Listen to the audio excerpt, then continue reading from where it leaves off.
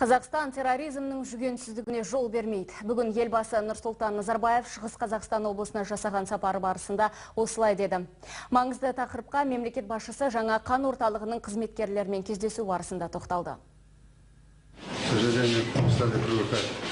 За 10 лет 167 тысяч человек погибло в таких столкновениях. Это ужасно. То есть спокойствие в нашей стране, стабильность в Казахстане.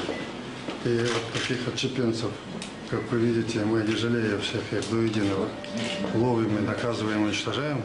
И так будем делать. И армия наша как раз стоит на страже этого. Желаю вам крепкого здоровья, всего самого доброго вам, вашим родителям, вашим семьям. Спасибо. Елбасы барған қан орталығы жайлы айта кетсек, республикалық және жергілікті қазынадан бөлінген 1 миллиард 400 миллион теңге заманауи медициналық қондырғылар сатып алынған.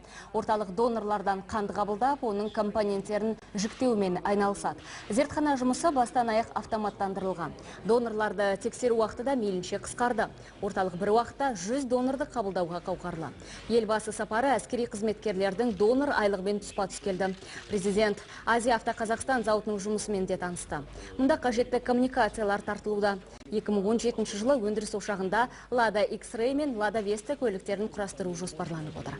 Кәсіпорын өкілдері Нұрсұлтан Назарбаевқа жаңа электромобильді ұсынды. Автохолдинг басқарма төрағасының айтуынша, зауыт жаңа көліктерді Экспо 2017 көрмесіне арнап шығаруға әзір.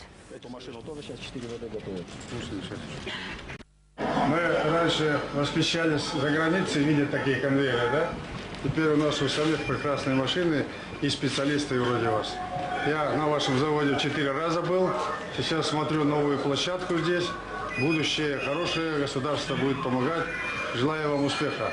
Машины самые лучшие машины у нас, самые конкурентоспособные и для казахстанцев, и для зарубежной продажи.